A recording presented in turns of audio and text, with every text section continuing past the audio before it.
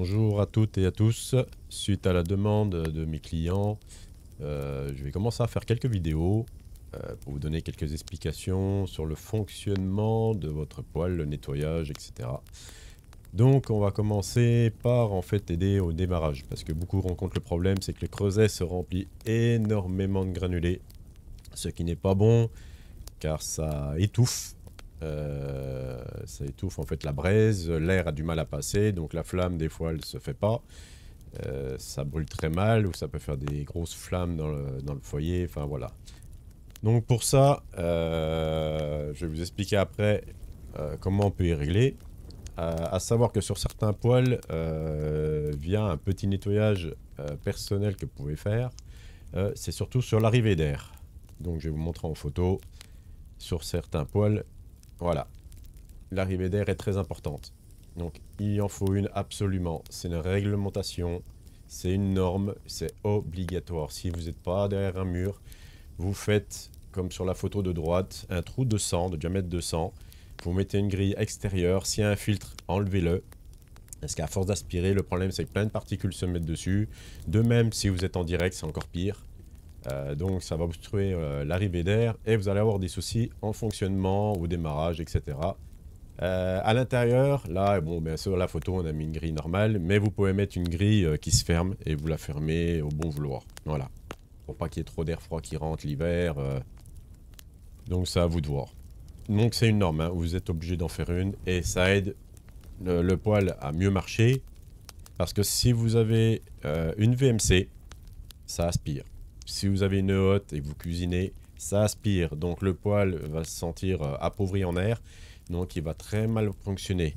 Même si ça n'a pas d'apparence visuelle, lui va le ressentir.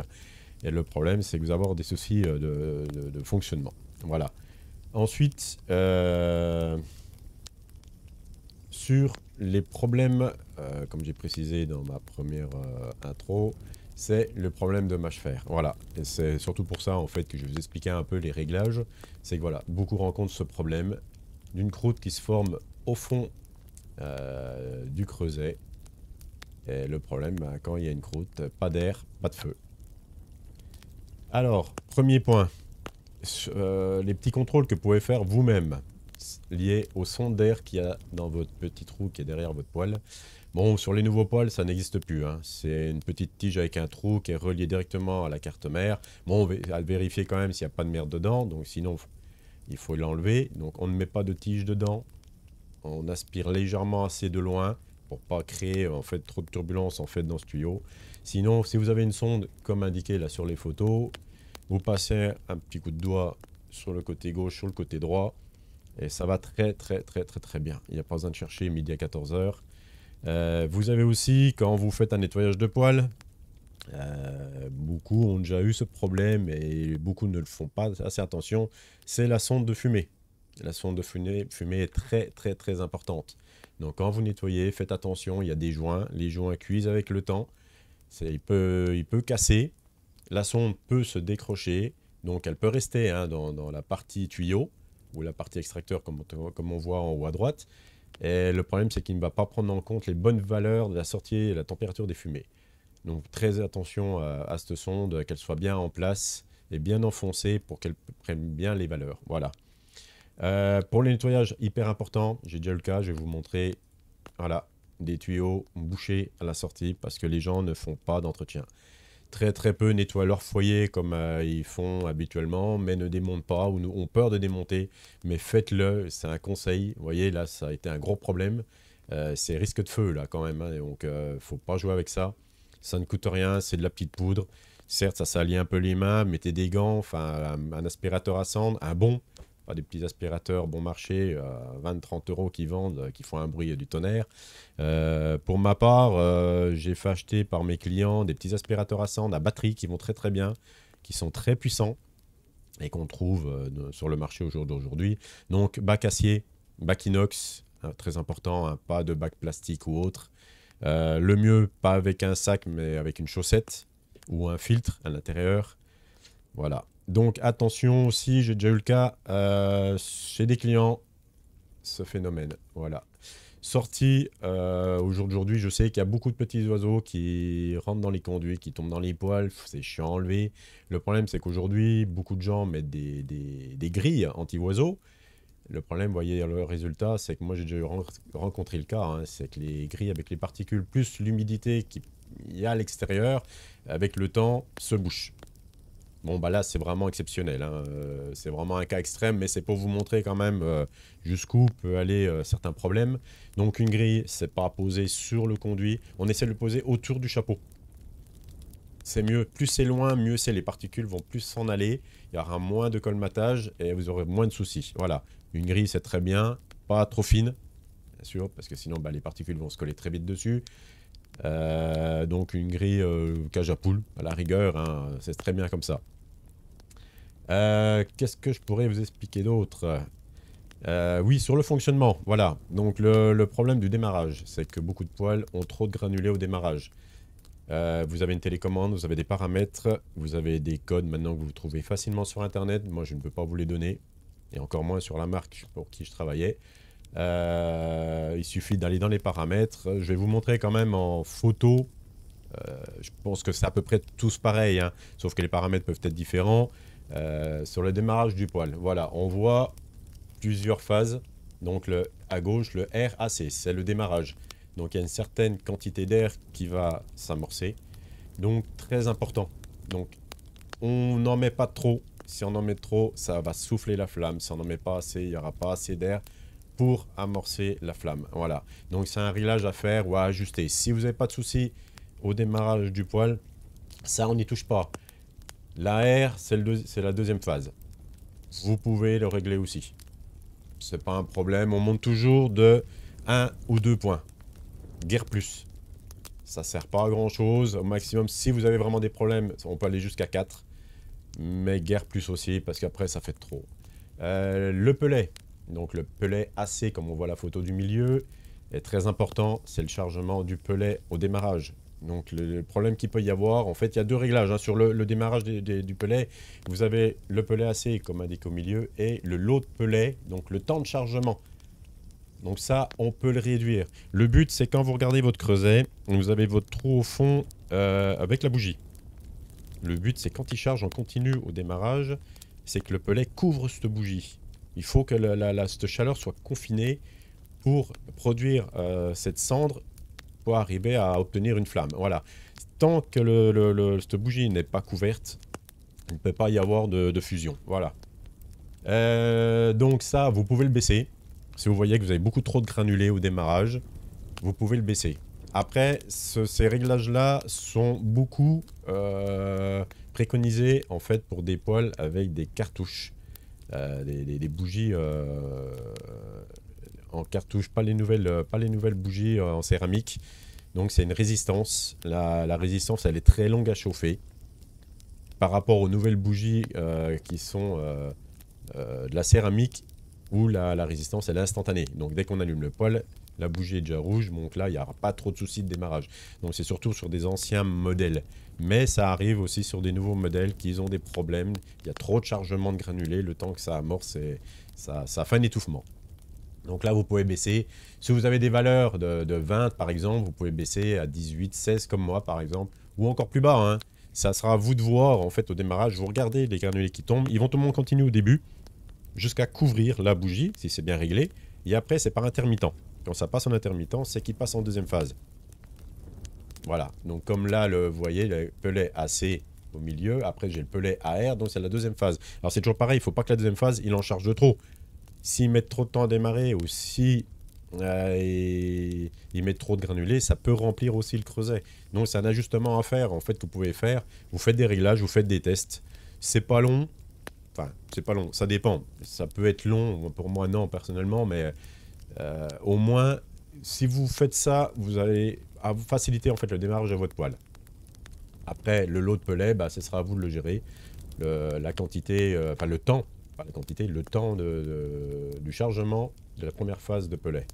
Donc ça, vous le réglez, c'est toujours pareil. Il ne faut pas non plus qu'il soit trop haut, sinon il va charger pendant peut-être 2 minutes. Bah, c'est trop long. Il va remplir le creuset, ça va déborder, c'est pas la peine. Donc si vous avez des valeurs, vous la baissez juste un tout petit peu. C'est pas grand chose. Vous la baissez de 10-20 secondes. Et je pense que ça va vous aider. Ensuite, pour éviter le mâche-fer, enfin la mâche de fer, ça se dit, hein, vous allez essayer de trouver en fait l'air en fait en fonctionnement sur les 3 ou 5 puissances, ça dépend des poils, c'est toujours pareil. Moi j'ai 5 puissances, donc RP1 comme vous voyez à gauche, jusqu'à RP5 à droite. Donc c'est toujours pareil, si on n'a pas assez d'air, le granulé brûle très mal. Le problème c'est qu'il se dépose au fond. Et le problème c'est qu'il y a ce qui crée cette mâche de fer. Et d'un moment, bah, elle se colmate et elle bouche. Donc le but, c'est de souffler un peu plus fort les granulés. Donc toujours pareil, on monte de 2 points chaque phase. On fait un test. On ne fait pas un test dans l'heure qui suit. Vous faites tourner votre poêle 2-3 jours. Vous voyez comment il fonctionne. Vous voyez l'encrassement qu'il va produire. On refait un test. Vous pouvez monter jusqu'à 4 points. Moi, j'ai déjà vu monter jusqu'à 6 points. Hein. Mais bon, après, il ne faut pas non plus qu'il y en ait trop d'air. Parce que s'il y a trop d'air, ça souffle la flamme. La flamme, les granulés vont vite brûler. Et une fois qu'il n'y a plus de granulés dans le fond du creuset, il n'y a plus rien pour amorcer les suivants. Et ben, le feu s'éteint, il n'y a plus de feu. Donc, qu'est-ce que je peux vous dire d'autre? Donc, pareil pour le nettoyage. Très important, le nettoyage. Vous nettoyez votre creuset, vous nettoyez votre boîte à air, vous nettoyez votre déflecteur, votre cendrier. Ça, c'est très bien, c'est une chose. Le problème, c'est que la plupart des gens ne nettoient pas le foyer comme il faut. Parce qu'il y a des parties qu'on ne voit pas. Même les entreprises spécialisées ou professionnelles hein, font des nettoyages, mais pas approfondis. Donc, si vous avez le temps, ça se fait une fois ou deux dans l'année. Il faut démonter. Vous démontez derrière les plaques de votre foyer. Il y a toute la fumée, les particules qui passent derrière. Et le problème, c'est que ces particules se collent, s'accumulent. Si vous avez un foyer avec ça d'ouverture et que les particules se collent et vous vous retrouvez avec ça, voilà. Je ne vous donne pas plus d'explications, donc moins de flux qui passe, donc plus d'encrassement, et puis ben, ça peut causer des problèmes. Moi j'ai déjà vu boucher. Derrière, on a déjà cherché des fois des problèmes et puis on ne trouvait pas. Et au final, quand on démontait les foyers, ben, c'était complètement bouché. Donc très important de le faire 1 à 2 fois par an. Faites-le. Le ramonage, faites-le faire par un professionnel, c'est obligatoire. La loi, elle dit jusqu'à 3 fois par an. Donc, même si vous le faites, insistez, faites-le plusieurs fois, comme ça vous êtes tranquille. Il n'y aura pas de risque de feu, pas de risque de problème par la suite. Ensuite, bon, donc je vous expliquais alors, l'air, important, très important. Si vous n'en avez pas, faites-le faire ou faites-le. Si vous avez derrière votre poêle une sortie en 40, diamètre 40, n'hésitez pas à faire un trou en 60 dans le mur, mettez un tuyau de 60 et raccordez-le. Parce que sur la longueur, un diamètre 40, il va y avoir une perdition. Donc mettez un tuyau plus gros pour que l'air arrive bien en abondance et que le poêle puisse aspirer comme il faut de l'air. C'est important. La loi d'aujourd'hui, elle le dit, c'est arrivée d'air obligatoire. Une chaudière, c'est 2 arrivées d'air dans un garage, dans une cave, enfin peu importe où elle est placée. Une arrivée d'air en bas, une arrivée d'air au-dessus, c'est obligatoire et ne les bouchez surtout pas. Le jour où vous avez un problème, vous n'avez rien pour vous retourner. Et vous bouchez un trou. L'air, elle est importante. C'est pas ce petit trou qui va faire que la maison va refroidir, c'est pas possible. C'est pas possible. Surtout si c'est un trou où le poêle n'est pas raccordé dessus. C'est pour ça que j'insiste sur le fait, mettez une grille qui se règle et vous la fermez plus ou moins là, comme vous voulez. Mais le problème, c'est que voilà, si vous la fermez complètement, VMC hot va prendre de l'air, va l'aspirer, le poêle appauvri, problème de fonctionnement. Alors, voilà, tout ce qui est mâche fer, si vous augmentez l'extraction pendant le fonctionnement, il va brûler, il va mieux brûler en fait le pelet. La flamme va mieux brûler le pelet parce que l'air va arriver en abondance et ça va éviter les problèmes de mâche de fer. Sur le démarrage, ça n'a rien à voir. Hein. Le démarrage, c'est surtout pour faciliter le démarrage. Parce qu'une fois qu'il a démarré, le granulé va souffler. Il y a des phases de nettoyage qui se font régulièrement. Ça, on n'y touche pas. Parce que le problème, c'est que si on y touche et puis qu'on met trop d'air sur les phases de nettoyage, parce que les granulés s'arrêtent de tomber, bien sûr. Hein, donc forcément, les nettoyages se produisent. Il va éjecter toutes les cendres. Et s'il n'y a plus de cendres dans le creuset, les granulés vont arriver, pas de feu, ça va se remplir, ça peut engendrer des problèmes. Les sondes d'air, on n'oublie pas. On les nettoie, sauf si c'est un nouveau poêle avec un petit trou qui est relié directement à la carte mère. Les sondes de fumée, très importantes. Il faut qu'elles soient bien en place parce que si elle vient à tomber, elle ne va pas détecter les bonnes températures. Ça peut causer des problèmes en fonctionnement. Les tuyaux bouchés, faites des inspections, c'est pas interdit. Vous pouvez le faire, je sais que c'est pénible pour certaines personnes. Aujourd'hui, je sais que des entretiens sont très très chers. Donc si vous pouvez faire déjà un pré-nettoyage et faire venir qu'un ramoneur pour faire votre cheminée parce que c'est obligatoire, ça, vous allez gagner de l'argent quelque part parce que vous n'allez pas rappeler, parce que l'entretien du poêle n'est pas spécifié dans le ramonage. Le ramonage est obligatoire, l'entretien, ça vous pouvez le faire. Sortie bouchée, donc faites attention à ce que vous mettez au-dessus de votre cheminée, surtout si vous avez des problèmes d'oiseaux qui viennent tomber dans le tuyau et qui viennent boucher la sortie des fumées ou carrément dans l'extracteur et bloquer l'extracteur. Ça arrive fréquemment. J'ai déjà rencontré le problème plusieurs fois. Voilà. Donc voilà, ça c'est ma première vidéo. J'en ferai certainement d'autres. Je verrai les avis que les gens vont me donner. Suivant les problèmes, suivant qu'on va me demander d'exposer, je prendrai celle qui aura été le plus demandé. J'essaierai de faire une vidéo là-dessus avec plus d'explications. C'est vrai que c'est pas évident, donc soyez indulgents, c'est ma première vidéo. Si vous l'avez aimé, bien sûr, hein, un petit like, un petit commentaire, enfin voilà. Je pense que vous êtes tous habitués aux vidéos maintenant sur YouTube et autres. Donc sur ce, je vous remercie de m'avoir écouté. Si vous avez des questions, n'hésitez pas. J'ai plein de plateformes, que ce soit sur YouTube, Kik, Twitch. Donc voilà. Donc, que dire de plus? Eh ben, essayez de bien vous chauffer. Merci, au revoir.